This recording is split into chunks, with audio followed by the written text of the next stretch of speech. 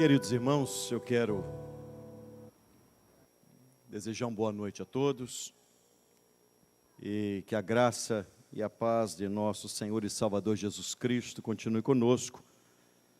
Eu quero conversar com vocês, queridos, neste dia festivo, sobre a Páscoa. Eu quero conversar sobre a Páscoa e de posse de um tema: Páscoa, a vitória sobre a morte. Os irmãos podem tomar seus assentos, por gentileza. Antes de nós iniciarmos e lermos o texto sagrado, eu quero lembrar a vocês que toda esta celebração, ela tem um único motivo, ela tem uma única razão de ser, que é adorar àquele que morreu e ressuscitou gloriosa e poderosamente. Quando nós imaginamos uma apresentação, uma cantata de Natal, talvez na cabeça de alguns possa passar a ideia de que isto é apenas uma apresentação e que Deus está lá de cima, no céu, olhando para nós e dizendo: "Oh, bravo, gostei, top."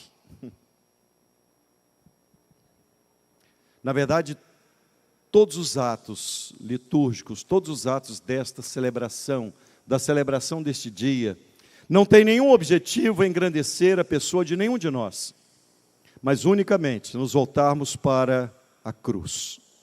Voltarmos os nossos olhos para aquele que vicariamente assumiu o nosso lugar. Esse é o motivo de nós estarmos aqui, Cristo.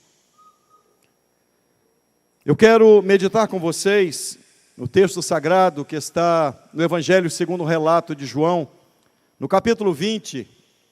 Leremos apenas 2 versículos, versos 19 e 20, que diz assim o texto sagrado: Ao cair da tarde daquele dia, o primeiro dia da semana, trancadas as portas da casa onde estavam os discípulos, com medo dos judeus, veio Jesus, pôs-se no meio deles e disse-lhes: "Paz seja convosco." E dizendo isto, lhes mostrou as mãos e o lado. Alegraram-se, portanto, os discípulos ao verem o Senhor. Meus amados irmãos, devemos considerar a Páscoa como a data mais importante no calendário cristão. O dia mais importante no calendário dos crentes. Alguns imaginam que talvez a data mais importante seja o Natal. Mas Cristo nasceu olhando para a Páscoa. Cristo nasceu com um objetivo: a Páscoa. A Páscoa é, sem dúvida, no calendário cristão, a data mais relevante que deve ser comemorada, que deve ser celebrada. E para isso é necessário que entendamos o verdadeiro significado da Páscoa. A Páscoa, nós a comemoramos porque ela é a inauguração da nova criação. Jesus nasceu com um objetivo: cumprir a Páscoa, que no Antigo Testamento era apenas a figura de um cordeiro que era imolado. E ele veio exatamente para ser o nosso cordeiro pascal. A Páscoa, portanto, ela significa o quê? Ela significa a inauguração da nova criação no meio da antiga aliança. O fato é, queridos irmãos, que quando a primeira Páscoa sucedeu, ela aconteceu por uma determinação de Deus. Deus determinou que iria tirar o povo de Israel do Egito. E Deus diz que a retirada de Israel da escravidão, debaixo do chicote egípcio, deveria ser comemorada. E o nome dessa festa é Páscoa. Diz a palavra de Deus que diversas pragas caíram sobre o Egito, até que a última praga, chamada morte dos primogênitos, veio. E então, Deus deu uma ordem ao seu povo, dizendo que era necessário tomar um cordeiro e sacrificar aquele cordeiro e tomar o sangue do cordeiro sacrificado e passar na verga e nos umbrais das portas das casas em que comessem o cordeiro. Perceba você que não adiantava você se utilizar do sangue se você não comesse o cordeiro, tampouco comer o cordeiro sem se utilizar do sangue. Era necessário passar do sangue a porta, na verga e umbrais das portas das casas em que comessem o cordeiro. O fato é, queridos irmãos, que quando Deus enviou o anjo da morte, e ele passaria naquela noite na terra de Israel, Deus poupou a todas as casas que tinham sangue. Não importava se as casas eram somente de hebreus, possivelmente alguma casa de egípcios, convertido ao judaísmo, e tivesse sangue à porta da casa, também a morte não entraria ali. E isso nos faz entender que Deus não livrou o seu povo olhando para a condição deles. Deus livrou o seu povo olhando para o sangue. O texto sagrado diz: vendo eu o sangue, passarei sobre vós. A morte não entrará na vossa casa. Deus não estava olhando para a obra que eles fizeram ou poderiam vir a fazer. Deus queria apenas uma coisa: o sangue. O fato é que somente pelo sangue do Cordeiro Israel pôde ficar livre e sair daquele dia da escravidão, debaixo do chicote egípcio. Eles nunca mais, eles veriam. Aquele momento, ele seria uma página virada para todo o sempre. Não se iria se repetir mais nenhum tipo de escravidão. O fato é que Jesus vem exatamente para ser o nosso Cordeiro Pascal. Ele chama os seus discípulos e diz: desejei muito comer convosco esta Páscoa. Numa noite de quinta-feira, após Jesus ter ceado com seus discípulos e cantado um hino, ele sobe o Monte das Oliveiras para orar. E diz a palavra de Deus que, tendo eles descido do monte, Jesus foi preso. Foi levado para a casa do sumo sacerdote Caifás. Ali Jesus foi arguído e foi acusado de blasfemar contra Deus. Diz a palavra de Deus que no amanhecer daquele dia, eles levaram Jesus até Pôncio Pilatos, para que pudesse julgá-lo. E então Pilatos, covardemente, ele vai decretar, ele vai fazer com que Jesus seja condenado. Ele lava as suas mãos. E eu abro um parênteses que na história da redenção é impossível você lavar as mãos. Ou você está de um lado ou você está do outro. Ou você pertence a Cristo, ou você será condenado por ter rejeitado a Cristo. Não há como ser imparcial. Pelo nosso pecado, Jesus foi à cruz. E eu quero lembrar a vocês que logo pela manhã, na manhã de sexta-feira, Jesus foi julgado por Pôncio Pilatos e logo em seguida foi crucificado. O fato é, queridos irmãos, que esta cena já conhecida, este fato relatado, já conhecido de todos, esse é o motivo de nós estarmos aqui. Por isso eu reitero, a Páscoa é, no calendário cristão, a data mais importante. Porque da Páscoa depende a nossa alegria, da Páscoa depende a nossa vitória, da Páscoa depende a nossa esperança. Pelo pecado do homem, era necessário que um outro homem pagasse o preço. Não podia ser os cordeiros que eram imolados no Antigo Testamento, eles apenas prefiguraram, eles apontavam para o Cordeiro de Deus perfeito, o homem perfeito. Era necessário que um homem morresse. Mas também era necessário que Deus, no Antigo Testamento, ele vai dizer, só o Senhor é o Salvador. Então não bastava ser um homem que morresse, mas esse homem deveria ser Deus. Porque no Antigo Testamento diz, só o Senhor é o Salvador. Ele deveria ser homem para pagar os pecados do homem, mas ele deveria ser Deus, porque como homem ele cumpre a santa justiça de Deus. Como homem ele recebe a santa ira de Deus. Mas somente sendo Deus ele poderia ser sustentado. Ele sofreu a ira de Deus como homem, mas a sua divindade o sustentou. A sua divindade o manteve vivo. A morte não poderia deter o príncipe da vida, o Deus Todo-Poderoso. Por isso as duas naturezas de Cristo são fundamentais para compreendermos o que é a Páscoa. Ele é 100% homem, e como homem ele paga o nosso pecado, ele paga a nossa dívida, cai sobre ele toda a ira de Deus. Deus cobra cada detalhe, cada pecado é cobrado dele. Mas como Deus, ele é sustentado, e ao terceiro dia a morte não poderia deter o príncipe da vida, ele ressuscitou. Alguém pode imaginar como Cristo sofreu, e alguém vai perguntar, como pode uma pessoa sofrer por algumas horas, e expiar os pecados de uma multidão, e salvá-los da condenação do inferno? Você já parou para pensar nisso?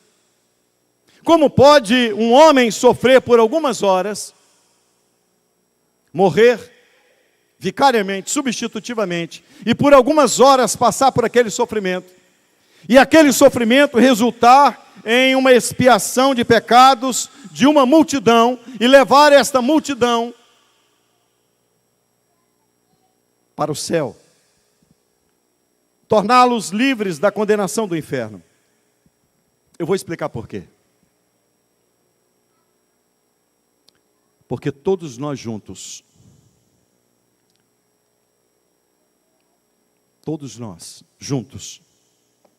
Ele vale mais do que todos nós.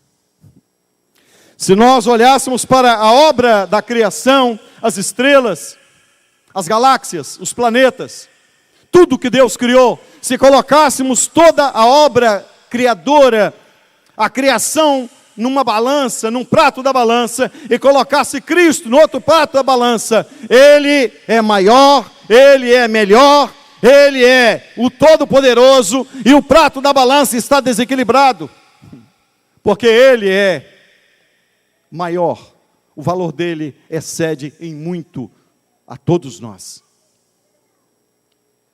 O sacrifício de Cristo é perfeito, não apenas porque ele não teve pecado. O sacrifício de Cristo é perfeito porque o sacrifício de Cristo tem um valor infinito, eterno. Significa que em nenhum momento da história, quando nós estivermos na eternidade com Deus, vai ser requerido de nós o pagamento de algum pecado.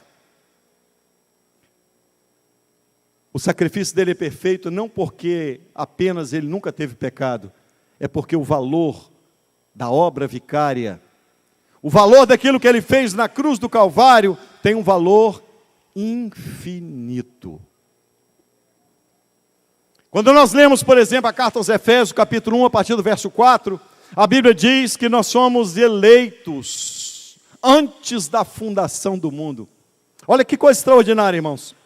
Então, quando Deus cria o homem, Ele sabia que o homem iria pecar.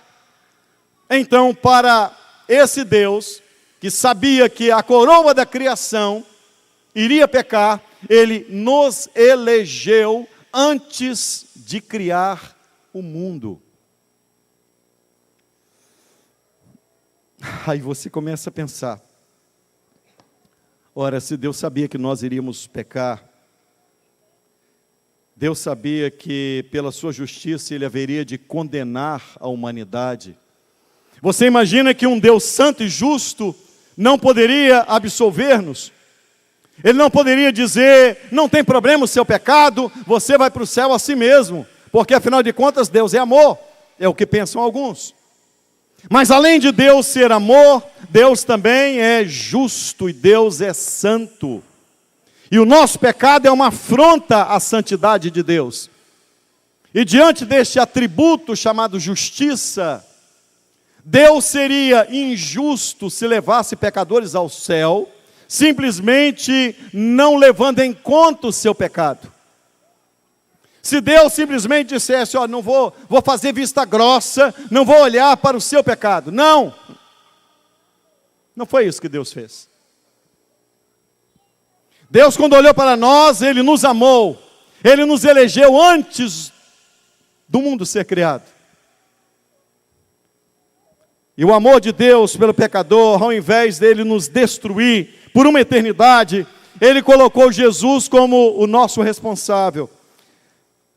E Jesus se comprometeu com o Pai de que Ele seria a garantia para pagar a dívida de todos os eleitos e salvá-los.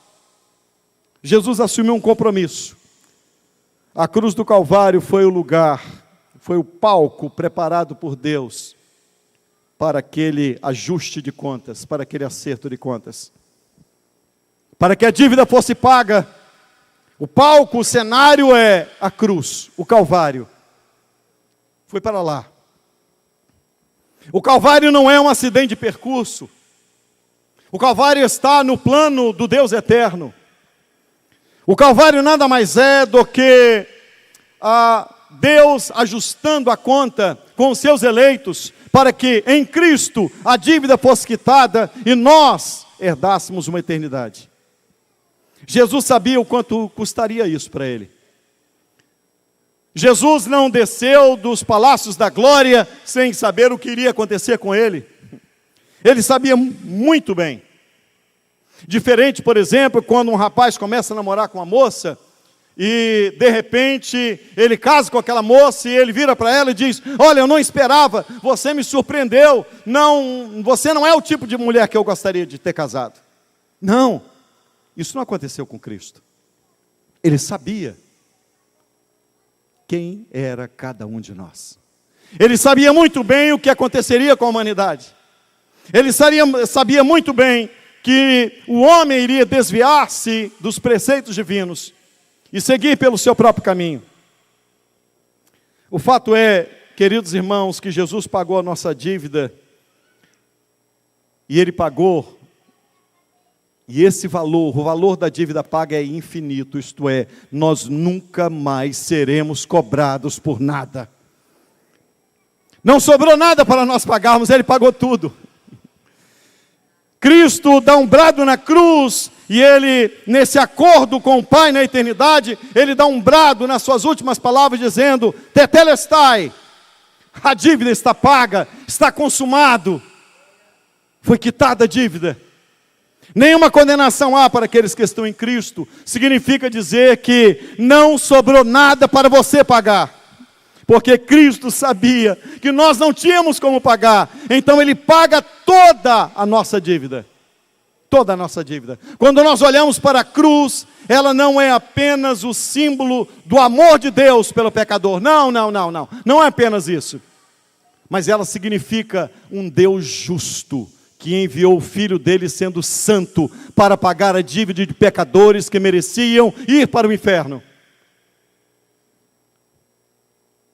A cruz está relacionada à justiça de Deus, e não apenas à sua bondade, à sua misericórdia ou ao seu amor. O Pai não poupou o seu Filho em nada. Toda a dívida precisava ser quitada, e para isso Cristo se fez homem.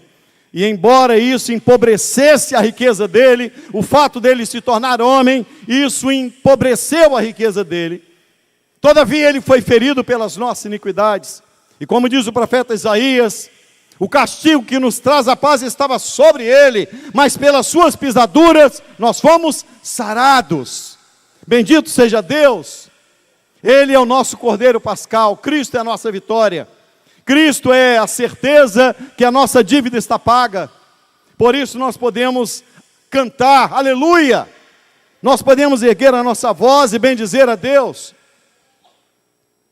Mas talvez você possa se perguntar assim, uma outra pergunta. Por que ele me escolheu? Você já perguntou?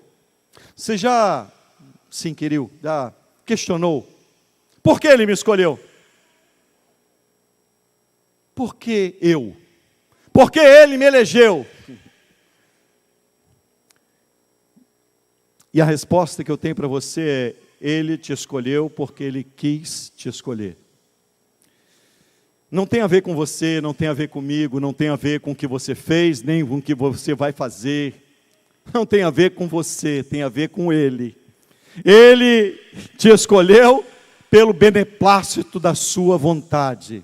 Diz a Bíblia que ele nos elegeu pelo beneplácito da sua vontade. Ele decidiu nos salvar. Ele decidiu nos escolher. Não tem a ver conosco, não tem a ver com a obra que realizamos, não tem a ver com aquilo que faríamos no futuro, não tem a ver com isso. Por isso, Efésios capítulo 2, verso 8 e 9 diz: porque pela graça sois salvos mediante a fé, e isso não vem de vós, não vem das obras, não é o que vocês fizeram, não é aquilo que você fez, mas é a graça de Deus, é o dom de Deus, é a salvação de Deus. Não tem a ver com você, não tem a ver comigo, tem a ver com Ele. A salvação, portanto, foi planejada por Deus, foi executada por Deus e foi consumada por Deus. A esse trino Deus, a glória, a honra, a força e o poder, irmãos. O Pai planejou, o Filho executou e o Espírito Santo aplica hoje esse plano de redenção no coração de cada um de nós. E nós podemos dizer: somos salvos em Cristo Jesus. Se a salvação dependesse de nós poderíamos ter dúvida quanto a ela. Mas como ela depende de Cristo, nós poderemos dizer: somos salvos. Nada poderá me separar do amor de Deus que está em Cristo Jesus. Nem a morte, nem a vida, nem os principados, nem as potestades, nem o presente, nem o porvir, nem a altura, nem a profundidade, nem alguma outra criatura. Nada, nada, absolutamente nada, pode me separar do amor de Deus que está em Cristo Jesus. Jesus disse: as ovelhas aos quais o Pai me deu, ninguém as arrebatará das minhas mãos. Essa é a certeza que temos. E eu quero me voltar para o texto sagrado que diz assim: no primeiro dia da semana, olha o que diz o texto. Ao cair da tarde do primeiro dia, trancadas as portas da casa, os discípulos estavam amedrontados, com medo dos judeus. Os discípulos tiveram naquele dia, no primeiro dia da semana, o encontro com Cristo ressurreto. E alguém pode imaginar: mas eles tiveram tantas experiências com Deus, eles caminharam com Jesus durante 3 anos, eles viram tantos sinais, tantas maravilhas, e eles estavam com medo, trancados. Como pode ser isso? Eles fizeram um curso de teologia intensivo, com a própria palavra da vida, com o verbo encarnado. Eles ouviram coisas gloriosas, extraordinárias, viveram experiências que todos nós gostaríamos de ter vivido. Um intensivão com Deus que se fez homem. Mas eles estavam trancados com medo. E por que eles estavam com medo? Porque eles não entenderam o verdadeiro significado da Páscoa. Eles não entenderam o verdadeiro significado da Páscoa. Por isso eles estavam com medo. Você pode imaginar assim. Vou fazer uma pergunta aqui. Quem tem medo de cobra? Você tem medo de cobra? Tem? Ah, pavor. Quem tem medo de montanha-russa? Eu tenho medo de altura, gente. Mas alguém vai dizer assim: eu quero dizer para você que não existe medo de cobra, medo de montanha-russa, medo... Não, só existe um medo, que é o medo da morte. Sabe por que você tem medo de cobra? Porque você sabe que se ela te picar, você pode morrer. Sabe por que você tem medo da montanha-russa? Que tem medo de quebrar o brinquedo e você morrer. Só isso. Só existe um medo, que é o medo da morte. Por que os discípulos estavam trancados? Porque eles tinham medo de quem? Dos judeus matarem como mataram Cristo. Por que eles estavam amedrontados? Porque eles não entenderam o significado real da Páscoa. E eu espero que esta noite você compreenda o verdadeiro significado da Páscoa. No primeiro dia da semana, Jesus se apresentou a eles ressurreto. Ele é o primogênito dentre os mortos. A ressurreição de Cristo é a certeza de todos aqueles que morreram em Cristo também ressuscitarão. Ele é a primícia dos que dormem, diz a palavra de Deus. A melhor de todas as notícias que o mundo já ouviu, ela veio de um túmulo vazio. O túmulo de Cristo vazio é o berço da igreja. É a certeza que a igreja nasceu vitoriosa. O túmulo vazio é a certeza que ele reina soberanamente. O túmulo de todos os demais líderes está lá a ossada deles. A de Cristo não. Se você for no túmulo de Buda, está lá. No túmulo de Confúcio, está lá. No túmulo de todos os demais. Mas no túmulo de Cristo, a frase é: He is not here, for he is rise. Ele não está aqui. Ele ressuscitou. Se você entender o que é a Páscoa, você não vai ter medo de mais nada. Porque a Páscoa, o entendimento da Páscoa, tira de nós todo medo. Quando nós olhamos o final do Evangelho, do texto em que lemos de João, e todos os demais evangelhos, os discípulos trancados com medo. E logo o livro de Atos, escrito pelo médico Lucas, ele abre de que maneira? Eles estavam orando e de repente o Espírito Santo foi derramado sobre eles. E Pedro toma a palavra, agora não mais com medo, os discípulos com ele, e eles pregam com ousadia. Por que isso? Poucos dias após, o que mudou? O entendimento do que é a Páscoa. Você entendeu o valor da Páscoa, o significado da Páscoa, é algo tão profundo e tão glorioso, que nada mais coloca medo em você. Porque você tem uma certeza: Ele me comprou com o sangue inocente naquela cruz, Ele me justificou com a sua ressurreição, o meu nome está escrito no livro da vida, nada nem ninguém pode deter a igreja de Cristo. Bendito seja Deus, irmãos, porque a Bíblia fala do poder da ressurreição. O poder da ressurreição transforma cristãos amedrontados em cristãos que pregam a palavra de Deus com ousadia, com intrepidez. Nós não sabemos o que vai acontecer com o nosso país. Nós não sabemos se poderemos continuar pregando livremente a palavra de Deus. Eu estou falando de pregar a palavra de Deus como a Bíblia é. Não é mudando a Bíblia não, que aí fica fácil. Mas não importa. Crentes que entenderam o significado da Páscoa vão abrir a boca e vão pregar a palavra de Deus com ousadia, com intrepidez. Para encerrar, eu quero dizer-lhes que você entender o verdadeiro significado da Páscoa muda pelo menos 3 coisas na sua cabeça. A primeira delas, o seu modo de viver. A Bíblia diz que se sofrermos com Cristo, também com Ele, seremos glorificados. Então muda a nossa visão, a nossa maneira de viver. Se sofrermos com Cristo, e sofremos, e passamos por lutas, muitos crentes são colocados à deriva, às vezes perdem o emprego, às vezes são perseguidos na faculdade, por ideologias satânicas que imperam nesses lugares. Mas, eu quero dizer a você que 3 coisas, pelo menos, devem mudar na sua vida, se você entender o verdadeiro significado da Páscoa. A primeira delas é: se sofrermos com Cristo, também com Ele, seremos glorificados. Isso é, receberemos um novo corpo. Um outro aspecto é a ressignificação do que é sofrer. Nós precisamos entender e ressignificar o que é sofrer. Paulo, quando escreve a carta aos Filipenses, essa carta é conhecida no meio teológico como a carta da alegria. Mas Paulo estava preso. A carta aos Filipenses, Paulo cita por diversas vezes: alegrai-vos, alegrai-vos, alegrai-vos comigo, alegrai-vos. Mas como um homem preso em Roma poderia transmitir à igreja de Filipos: alegrai-vos? E Paulo diz assim: as coisas que me aconteceram contribuíram para o proveito, para o progresso do Evangelho. Paulo está dizendo: alegrai-vos, alegrai-vos, porque apesar das lutas e das provas, o nosso Deus continua assentado no trono, reinando soberana e gloriosamente.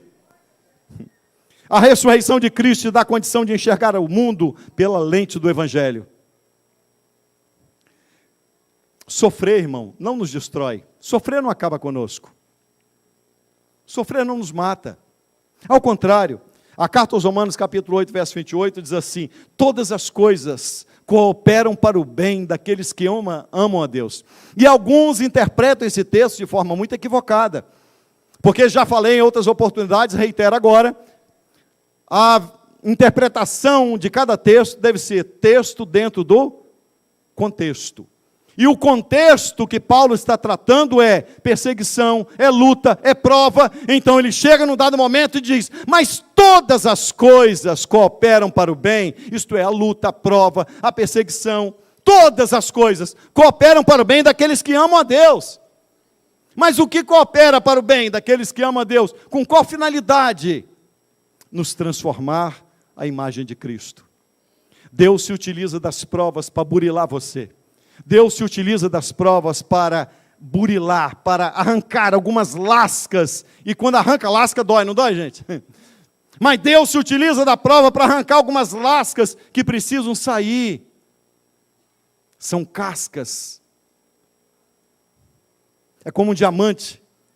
Quando bem lapidado, ele vale muito mais do que a forma bruta. A prova vem não para te matar, a prova vem para te transformar à imagem de Cristo. Esse é o segundo aspecto. O terceiro aspecto é: o poder da ressurreição nos dá uma certeza: a nossa vida não acaba aqui. Em breve ele virá com poder e grande glória. E Paulo escreve em Romanos 8,18: eu tenho por certo que as aflições do tempo presente não se podem comparar com a glória que em nós há de ser revelada. Então nós, ao comemorarmos a Páscoa, nós estamos dizendo: eu tenho um novo modo de viver. O sofrimento é para me transformar à imagem de Cristo. E a minha esperança é que em breve eu estarei para sempre com Ele na eternidade. Cristo é a nossa Páscoa. Portanto, erga sua voz e vamos continuar dando brado de aleluia, de glória, ao nome daquele que vive para sempre. A palavra hoje para nós, portanto, é Páscoa, a vitória sobre a morte. Onde está a morte? O teu aguilhão. Tragada, vencida, derrotada, foi a morte na vitória. A morte morreu com a morte de Cristo.